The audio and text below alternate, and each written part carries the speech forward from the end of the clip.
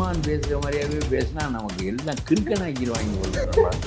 அரசியலும் கொள்கையும் தனிச்சு நிற்கும்னு இவருக்கு எவன் சொல்லி கொடுத்தான்? எவனோ ஒரு முட்டாள்களை தேடி வச்சுக்குவாங்க இவருக்கு முட்டாள்களை. ரஜினிகாந்த் ஆன்மீக அரசியல்னு ஒன்று சொன்னார்ல, அந்த மாதிரி இவர் ஒன்றும் ஆகாதுங்க. இன்னொரு கேரக்டமாக தான் இருக்குது. நான் சொல்கிறேன், விஜய்க்கு பலம் வந்திருக்க வேண்டுமென்றால் அவர் அறிவித்தாரே, அதாவது எல்லா கட்சிகளுக்கும் உரிய இடமும் வழங்கப்படும், ஆட்சியில் பங்கும் வழங்கப்படும்னார்.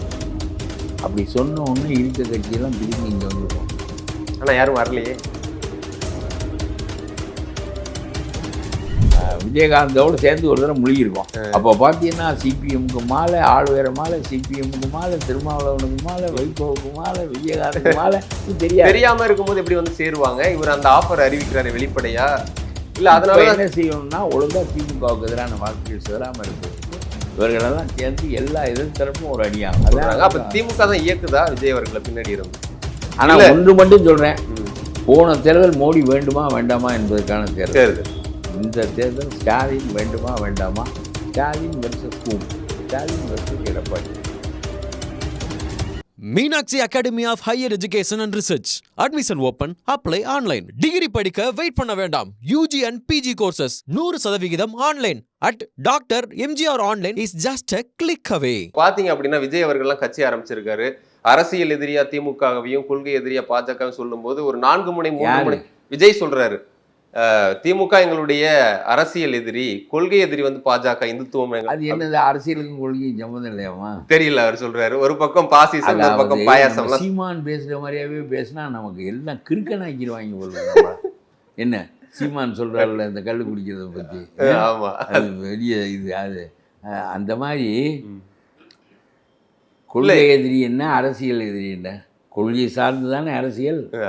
அப்புறம் வெறும் அரசியல், கொள்கை இல்லை, தனிச்சு அரசியல்னு ஒன்று இருக்கா? இல்லை, இவர் என்ன சொல்றாரு, நான் பெரியாரை ஏத்துக்கிறேன், அந்த திராவிட சித்தாந்தத்தையெல்லாம் ஏத்துக்கிறேன், ஆனா இந்த ஆட்சி மீது ஊழல் எல்லாம் இருக்கு, அதனால நாங்க வந்து திமுக எதிர்க்கிறோன்ற. அது ரைட்டுங்க, ஆட்சி ஊழல் தான், அதனால எதிர்க்கணுங்கிறதெல்லாம் சரிதான். அது அரசியல் எதிரி வரும், கொள்கை எதிரி அவருன்னா அரசியலும் கொள்கையும் தனித்தனியாங்கிற. அரசியலே கொள்கை இருந்தால் தான் அரசியல், இல்லைன்னா அப்புறம் அது இன்னும் தனியாக அரசியல்னா ஆனா சீனா யானா இல்லைன்னான்னு எழுதிக்கிறது தனியாக. அதுக்கு ஒரு கொள்கை இருக்கும், சோசியலிசம் இருக்கும், அல்லது முதலாளித்துவம் இருக்கும், அல்லது வேற மதவாதம் இருக்கும், அல்லது வேற ஒன்று இருக்கும், ஏதாவது ஒன்று இருக்கும்ல. அப்புறம் கொள்கை எதிரி இவருக்கு என்ன? யார் கொள்கை எதிரியா? பிஜேபி சொல்றாரு. அரசியல் எதிரி திமுக. அரசியல் எதிரி இருந்து அவர் அரசியல் எதிரியானாரு. இப்ப அவர் சொல்லும் போது பார்த்தா திமுக கூடயும் கூட்டணி போக முடியாது. அரசியலும் கொள்கையும் தனிச்சு நிற்கும்னு இவருக்கு எவன் சொல்லி கொடுத்தான்? எவனோ ஒரு முட்டாள்களை தேடி வச்சுக்குவாங்க உங்களுக்கு முட்டாள்கள். ரஜினிகாந்த் ஆன்மீக அரசியல்னு ஒன்று சொன்னார்ல, அந்த மாதிரி இவர் ஒன்று சொல்லியிருக்காரு. இல்லை, ஆன்மீக அரசியல் கூட ஸ்பிரிச்சுவலைஸ்டு பாலிடிக்ஸ்ன்னு சொல்லுவாங்க. அதில் காந்தி ஆன்மீகத்தை கலந்தார், அதான் இறை அச்சத்தை கலக்கிறார்களா, தர்மத்தை கலக்கிறார்கள், அதெல்லாம் ஆன்மீகம்னு எங்களுடைய கருத்து. இது அரசியல் வேற, கொள்கை வேறையாங்கிறேன். கொள்கை சார்ந்தது தானே அரசியல். அதனால தேடி பிடிக்கிறாங்க முட்டாள் இல்லையா எவ்வளவு. இல்ல, அதுதான் கேட்க வரேன். இப்போ அந்த ஆட்சிக்கு எதிராக மக்கள்கிட்டயே ஒரு எண்ணம் இருக்கு அப்படிங்கும் போது, ஆட்சி மாற்றத்தை விரும்புற நேரத்தில் இப்படி தனியா வந்து நிற்கும் போது எதிர்ப்பு ஓட்டுகள் பிரியும் இல்லையா? அதனால அது வந்து திமுகவுக்கு சாதகமா இருக்குன்னு சிலர் சொல்றாங்க. இதை எப்படி பாக்குறீங்க? ஏன்னா இப்போ ஒன்றும் ஆகாதுங்க, இன்னொரு 7 மாதம் இருக்கு. நான் சொல்றேன், விஜய்க்கு பலம் வந்திருக்க வேண்டுமென்றால் அவர் அறிவித்தாரே, அதாவது எல்லா கட்சிகளுக்கும் உரிய இடமும் வழங்கப்படும், ஆட்சியில் பங்கும் வழங்கப்படும்னார். 10 இடம் வந்திருந்தாலும் 25 இடம் வந்திருந்தாலும் அது அதற்கு தகுந்தால் போல ஆட்சியில் பங்கு, அதிகாரம், ஆட்சியில் பங்கு அதிகாரப்படும்னாரு. அப்படி சொன்ன ஒன்று இருக்க கட்சியெல்லாம் பிஜுக்கு இங்கே வந்திருக்கோம். ஆனால் யாரும் வரலையே. காங்கிரஸ் வந்து சொல்லிக்கணும், நான் துணை முதலமைச்சர் ஆகிக்கிறேன், உன்னோடு சேர்ந்துக்கிறேன். கம்யூனிஸ்ட் வந்து எனக்கு ஏதாவது ஒரு மந்திரி பதவி கூட நான் சேர்ந்துக்கிறேன். திருமாவளவன் எனக்கு ஒரு மந்திரி பதவி கூட எல்லாரும் வந்துருக்கோம். ஒருத்தம் கூட வரல. எதனால? அது விஜய் மேல நம்பிக்கை இல்லையா? நீ கரையேறியில் நாங்களும் சேர்ந்து ஏறணும்னு நினைக்கிறேன். அவன் நீ கரையேறியாங்கிறதே தெரியாது போது நாங்கள் வந்து உண்மையில ஏறி உட்காந்து நீ முழுகிறது நாங்களும் சேர்ந்து முழுகிறதா? மிஞ்சி ஒரு தான் இது மாதிரி முழுகின கதை இருக்கு. விஜயகாந்த் காலத்தில் 2016 நடந்திருக்கு. விஜயகாந்தோடு சேர்ந்து ஒரு தடவை முழுகிருக்கோம். அப்போ பார்த்தீங்கன்னா சிபிஎம்க்கு மாலை, ஆளுவேர மாலை, சிபிஎம்க்கு மாலை, திருமாவளவனுக்கு மாலை, வைகோவுக்கு மாலை, விஜயகாந்துக்கு மாலை, வெற்றி வீரர்களாக மேடையில் நின்று படம் பிடிச்சி ஊர் பூரா சோரட்டி விட்டுனதான் மிச்சம். இல்ல, அப்பயாவது விஜயகாந்த் அவர்களுக்கு ஒரு வாக்கு வங்கி இருந்துச்சு. முதல் தேர்தல் 10 விழுக்காடு வச்சிருந்தாரு, எதிர்கட்சி தலைவரா இருந்தாரு. எவ்வளவு இருக்குன்னு தெரியாம இருக்கும்போது எப்படி வந்து சேருவாங்க? இவர் அந்த ஆஃபர் அறிவிக்கிறாரு வெளிப்படையா அறிவிச்சதை ஏற்றுக்கொள்ளல, யாரும் ஒருத்தரும் வரல. அப்புறம் இனிமே இவர் என்ன ஆட்சிக்கு வர்றாரு? இல்ல அதனால என்ன செய்யணும்னா ஒழுங்கா திமுகவுக்கு எதிரான வாக்குகள் சிதறாமல் இருப்பதற்கு இவர்களெல்லாம் சேர்ந்து எல்லா எதிர்த்தரப்பும் ஒரு அடியாகும். இல்ல அதனாலதான் ஒரு சிலர் இவரை பாஜக பி டீம் சொல்லும், திமுக பி டீம்னு சொல்றாங்க. ஏன்னா மக்கள் நல கூட்டணியே ஏடிஎம்கினுடைய பி டீமா அப்ப சொன்னாங்க. ஆமா, அது ஜெயலலிதா அவர்களுக்கு பெரிய வெற்றியையும் பெற்றுக் கொடுத்துச்சு அந்த தேர்தல். அது போல இப்ப விஜய் அவர்கள் தனிச்சு நின்னா ஸ்டாலின் அவர்கள் மறுபடியும் ஆட்சிக்கு வந்துருவாருன்னு சொல்றாங்க. அப்ப திமுக தான் இயக்குதா விஜய் அவர்களை பின்னாடி இருந்து? எங்க அதெல்லாம் பண்ணுவாங்க. அப்புறம் நன்மை வருதுன்னா ஒரு 100 கோடி 500 கோடி 1000 கோடியை கொடுப்பாங்க. இருக்கட்டும், வச்சுக்கோங்க. நீங்கள் பாட்டுக்கு நீங்கள் ஜெயிக்கணும்னு சொல்லுங்கள். நாங்கள் எங்களுக்கு ஓட்டு போடக்கூடாதுன்னு கண்டிப்பாக சொல்லுங்கள். எங்களுக்கு ஓட்டு போடக்கூடாதுன்னு கண்டிப்பாக சொல்லுங்கள். ஓகே, நீங்கள் உங்களுக்கு தான் போடணும்னு சொல்லுங்கள். அப்புறம் பார்த்துக்குறோம். அப்புறம் நாங்கள் வர விட்டு நீங்கள் ஓட்டு உங்களுக்கு வந்துச்சா வரலையான்னு மறுபரிசீலனை அப்புறம் செய்ய. இதான் ஏன்னா நீங்கள் சொல்கிறபடி பார்த்தா திமுக விமர்சிக்கிற விஜய் அவர்கள் அதிமுகவை மறந்தோ இல்லை ஏதோ கூட விமர்சிக்கிறது கிடையாது அப்படிங்கிறது இருக்கு. அப்போ அதிமுகவினுடைய எதிர்ப்பு ஓட்டை பிரிக்கக்கூடாதுன்னு இருக்கிறாரு. அப்படி எடுத்துக்கலாமா? இல்லை, இன்னும் 8 மாதம் இருக்கு. எனக்கு என்னமோ கூட்டணி கணக்கு மாறும். இது கூட்டணி கணக்கு பூரா மாறிடும், எல்லாம் மாறும். ஆனால் ஒன்று மட்டும் சொல்கிறேன், போன தேர்தல் மோடி வேண்டுமா வேண்டாமா என்பதற்கான தேர்தல். இந்த தேர்தல் ஸ்டாலின் வேண்டுமா வேண்டாமா, ஸ்டாலின் வெர்சஸ் கூம், ஸ்டாலின் வெர்சஸ் எடப்பாடி தான். அப்படிதான் வரும். அப்படிதான். எடப்பாடி தான் தொப்பி. பிஜேபி எல்லாம் குஞ்சம். ஒரு குஞ்சத்தை வெட்டிட்டாலும் ஒன்றும் தொப்பி ஆகாது. தொப்பிக்குரிய தன்மையோடு இருக்கும். அதனால நான் சொல்கிறேன், பிஜேபி எந்த காலத்துலேயும் குஞ்சம் தான் தமிழ்நாட்டில். என்ன சும்மா அண்ணாமலை 80 சீட்டு வேணும் 90 சீட்டு வேணும் அப்படி இருக்கிறத காட்டிக்கிறதுக்காக பேச வேண்டியிருக்கு. இந்த 2-3 பேர் ரொம்ப இந்த பிஜேபியில் பேசிக்கொண்டே இருப்பார்கள். ஆனா இந்த கணக்கும் தெரிந்தவர்களை திமுக பக்கம் கூட்டணி வலுவா இருக்கு. இதுல ஆனா இப்ப என்ன சொல்றாங்க, மதிமுக மன வருத்தத்தில் இருக்காங்க. இருந்த ராஜ்யசபாவும் இப்ப கொடுக்கல, கமலுக்கு கொடுத்துட்டாங்க, வைகோ அவர்களுக்கு கொடுக்கல. சண்முகம் அவர்கள் கட்சி 25 ஆண்டுகள் நடத்தி வலிமையாக வைத்துக்கொண்டு நாம் பிறருக்கு கொடுப்பது போல் இல்லாமல் 2 மத்திய மந்திரி வாங்கினாரு. எப்படி இந்த கட்சியை போக்கடித்தாரு? யாருக்கு எதிராக நீங்கள் தோன்றினீர்களோ அவர்களோடு சேர்ந்து கொள்வது என்று வந்தபோது நீங்கள் தற்கொலை செய்து கொண்டு விட்டீர்கள். நீங்க தொங்கி ரொம்ப காலம் ஆச்சு. இதுக்கு மேல ஒண்ணும் இல்லை, இனிமே ஒண்ணுமே இல்லை. நீங்க யாருடைய வளர்ச்சிக்கு நீங்கள் தடை என்று கருணாநிதி உங்களை வெளியேற்றினாரோ, யார் இருக்கின்ற வரையிலும் கருணாநிதி நம்ம இந்த கட்சியில் அனுமதிக்க மாட்டார் என்று கருதி நீங்களும் இந்த ஸ்டாலின் என்கின்ற முட்டுக்கட்டையை ஏற்றுக்கொண்டு வெளியேறினீர்களோ, வாரிசு அரசியலை பற்றி பேசினீர்களோ, 25 ஆண்டுகள் நிலையாய் நடந்து கட்சி வளர்த்து மத்திய அரசாங்கத்தில் 2 மந்திரியும் ஆகி இந்த செஞ்சி ராமச்சந்திரன் இன்னொரு வைத்து அவர்கள் பயன்பெற்று இவர் இதெல்லாம் நடந்து முடிந்து பிறகு ஸ்டாலினோடு வந்து சேர்ந்து விட்ட பிறகு உங்களுடைய சுயத்தன்மை போய்விடுமா போய்விடாதா? வெற்றி பெற்ற ஸ்டாலின் தான். வெற்றி பெற்றது ஸ்டாலின். வைகோவை ஏற்றுக்கொள்ள வைக்கிறார்கள், அதுதான் அவருடைய மாபெரும் வெற்றி. அதாவது இவருடைய முகம் பார்த்து நிற்கிறார், முதலமைச்சர் என்று காத்து கொண்டிருக்கிறார், இவரை பார்ப்பதற்காக ஏக்கமுற்று நிற்கிறார். அதுதான் வெற்றி. என்னங்க இனிமேல் புதுசாக நீங்கள் அடைய போறிய? எம்பியா பல காலம் இருந்திய ஒரு கட்சி மக்களுடைய மதிப்பை பெற்று இருந்த நிலையில் தொடர்ந்து இருக்க முடியாமல் இல்லை, அதுதான் கேட்குறேன். இந்த முறை தொகுதி பங்கீட்டில் போன முறை 6 சீட்டு வச்சாங்க. மகனை கொண்டு வந்து உன் மகனுக்கு என்ன, உங்களோட அரசியல் என்ன, உங்கள் மகன் அரசியல் என்ன, ஒரு எம்பி ஆவதற்கு கிடந்து தவித்து தண்ணீர் குடித்து கண்ணீர் விட்டு என்ன இனிமேல் புதிதாக இந்த எம்பி பதவியில் வரப்போகுது, என்னதான் திரும்ப செய்வோம் என்று நினைக்கிறேன்.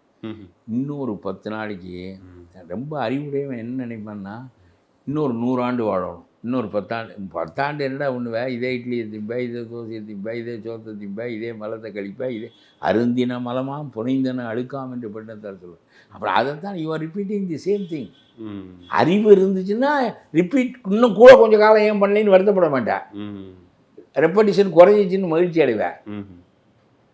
அதெல்லாம் இல்லை. அதுதான் மெய்யியல்ங்கிறது. எது உண்மை, வாட் இஸ் ட்ரூத் என்பதை தேடுவதற்கு அறிவு வேண்டும். இவங்களுக்கு வாட் இஸ் ட்ரூத் என்பதே இந்த நாத்திக அமைப்புகளுக்கு தெரியாது. அது தெரியவே தெரியாது. நாத்திக அமைப்புகளுக்கு வாட் இஸ் ட்ரூத் என்பது தெரியாது. புத்தனுக்கு தெரிஞ்சிச்சு. அவன் ஒரு கடவுள் மறுப்பாளன். அவன் இதை பற்றிலாம் கவலைப்படல. ஆனாலும் அவன் வினை சட்டங்கள் மற்றவற்றையெல்லாம் ஏற்றுக்கொண்டான். ஏங்க நீங்கள் ஒரு கட்சியில் ஒழுக்கமே இல்லாமல், தர்மமே இல்லாமல், நியாயமே இல்லாமல் ஒரு கட்சியை வளர்த்து வச்சிங்கன்னா அது என்ன கூட்டம்? அது அலிபாபாவும் 40 திருடர்களின் கூட்டம் தானே அது. அது என்ன கூட்டம்? அது எதுக்கு ஒரு கட்சி அப்படி வளர்க்கணும்? தேவையில்லை அது அப்படின்ட்டு. ஒரு காலத்தில் திராவிட இயக்கம் செய்த மிகச்சிறந்த சிறப்பு மொழி இன அரசியல் தேவை ஒன்று தமிழ்நாட்டில் இருந்தது. ஏனென்றால் இது வட ஆரிய நாகரிகத்திற்கு இணையான தென் திராவிட நாகரிகம். அந்த இடத்தை அவர்கள் நிறைவு செய்தார்கள். 1940 தென்னிந்திய நல உரிமை சங்கம் யூஸ்லெஸ் விடுங்க, அதுக்கு ஒரு கொள்கை இருந்தது, கருத்து இருந்தது. அந்த பேர் ஒரு கிளர்ச்சியும் உண்டாகாது. அதே மாதிரி நீதி கட்சி இருந்தது, அதுக்கும் ஒரு கிளர்ச்சியும் இல்லை. அது ஜஸ்டிஸ் பார்ட்டி, இது சவுத் இந்தியன் ஃபெடரேஷன், அவ்வளோதான். அது திராவிடர் கழகமாகிற போது அதுக்கு ஒரு முனை வந்து விட்டது. யானைக்கு தந்தம் இருப்பது போல அதுக்கு ஒரு முனை வந்து விட்டது. மொழி இனம் என்கின்ற கட்டமைப்பு உருவாகிவிட்டது. அதுதான் இந்திய எதிர்த்தது என்பதெல்லாம் பின்னால், அதெல்லாம் முக்கியமில்லை. மொழி இன நம்முடைய பழைய நாகரிக மீட்டெடுப்பு, நம்முடைய பழைய இலக்கியங்களின் மீது கருத்து இவையெல்லாம் கொள்வது என்று மறைமலையடிகள், மன்னன்மணி சுந்தரம் பிள்ளை, தேவனைய பாவனர் போன்றவர்கள் எடுத்து வைத்த கருத்துக்களை ஒரு அரசியல் இயக்கம் எடுத்து வைக்கிறது. எடுத்து வைக்கின்ற போது வீரார்ந்த நிலையை பெறுகிறது. அதற்கு அண்ணாவினுடைய பேச்சாற்றல் பெரிதும் துணை புரிந்தது. அதோடு முடிந்தது. அப்புறம் நீ எப்போ களவாணி பேய்கள் ஆகிட்டீங்களோ அப்புறம் என்ன மொழி என்ன இனம் என்ன அதெல்லாம் தனித்து நிற்கும். நீ ஒன்றும் கிழிக்க வேண்டிய அவசியம் ஒன்றும் கிடையாது. நான் தான் தனித்தமிழ், நீ தனித்தமிழ் இல்லை, நான் தனித்தமிழ். நீ கலந்து பேசுவேன், நான் கலந்து பேச மாட்டேன். நீ கலந்து எழுதுவா. என்னுடைய எழுத்தில் ஒரு வடை எழுத்து இருக்காது. என்னுடைய புத்தகம் 8 புத்தகம் எழுதியிருக்கேன். ஒன்றில் பாரு, உனக்கு முதல்ல உன் பேரே எப்படி எழுதுறதுன்னு தெரியாது. இசன்னா போட்டு எழுதுறேன். எங்கேயாவது மெய் எழுத்து தமிழில் முதலில் வருமா? இசன்னா தமிழ் எழுத்தா? நீ நான் என்னிடம் அதிகாரம் கொடுத்தால் 1ஆவது வகுப்பு பாடப்புத்தகத்தில் இருக்கிற கிரந்த எழுத்துக்களெல்லாம் கிழித்தெறிந்து விடுவேன். உயிரெழுத்து 12, மெய் எழுத்து 18, உயிர்மெய் எழுத்து, அவ்வளோதான் முடிந்தது. அப்புறம் என்னடா இதெல்லாம்? இதெல்லாம் எதற்கு? உன்னுடைய திராவிட ஆட்சியில் எதற்கு கிரந்த எழுத்துக்களை கற்றுக் கொடுக்குறாய்? தூக்கு அந்த எழுத்துக்களை மறந்து போய்விட வேண்டும் இந்த மக்களுக்கு. உன்னை விட நான் இந்த கொள்கையில் ஊற்றம் பெற்றவன். 20 வயதிலிருந்து உனக்கு அந்த கொள்கையே தெரியாது. உனக்கு காசு அடிப்பதற்கு மட்டும்தான் தெரியும். அவ்வளோதான். உன் தகப்பனார் உனக்கு கற்றுக் கொடுத்து, உன் தகப்பனார் கொஞ்சம் கற்றுக் கொண்டிருக்கிறார். நீங்கள் சொன்னீங்க எடப்பாடி வர்சஸ் ஸ்டாலின். இல்லை, எடப்பாடி தாங்க வரணும், வேற வழி இல்லை. அதாவது ஒரு புதிய கட்சி ஒன்று, பெரிய வீரார்ந்த கட்சி ஒன்று, வீரார்ந்த தலைவனின் முன்னால் வீரார்ந்த கொள்கைகளை கொண்டு உருவாகியிருந்தால் எடப்பாடி பெண்டிங்கிடுவார்.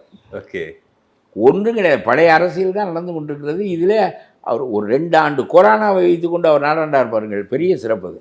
2 ஆண்டு கொரோனா, இந்த குற்றங்கள் அங்கே இருக்கா, அந்த குற்றங்கள் இருக்கா, அதெல்லாம் விடுங்க. 2 ஆண்டு கொரோனா, ஒரு மனிதன் வெளியே போக முடியல. எல்லா மனிதர்களும், டாக்ஸி டிரைவர் வாழ்க்கையை இழந்து விட்டான், ஆட்டோ டிரைவர் இழந்து, எல்லாரும் இழந்து விட்டார்கள். அந்த காலகட்டத்தில் ஒரு வருவாய் இல்லை, அரசு நடத்துவதே ஒரு பாரம்.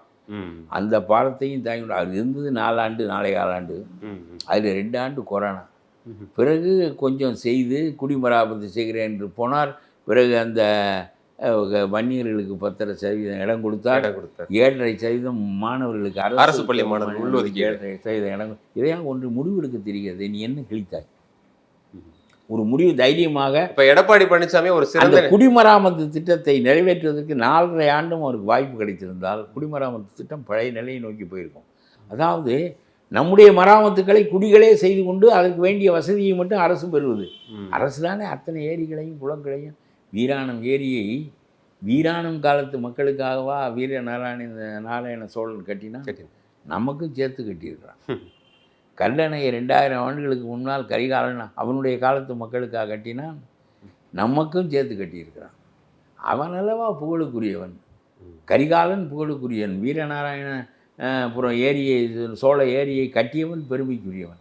ராஜராஜன் பெருமைக்குரியவன். என்ன உங்களுடைய இது சுரண்டியதை தவிர உள்ள வந்து உட்கார்ந்தோடனே சுரண்டுவதே நோக்கமாக. அப்போ ஸ்டாலினை விட எடப்பாடி அவர்கள் சிறந்த ஒரு ஆட்சி நிர்வாகியா? கண்டிப்பாக. அது கெடுதல் குறைவு. முதல்ல 80 வயசு கிழவியை கற்பழிக்கின்ற அளவுக்கு ஒரு நிலைமை அவருடைய ஆட்சியில் இல்லை. ரொம்ப மோசமாக இருக்கிறது. இல்லை, அங்கே துப்பாக்கி சூடு இல்லை, எந்த பெண்ணும் பாதுகாப்பாக இருக்க முடியாது.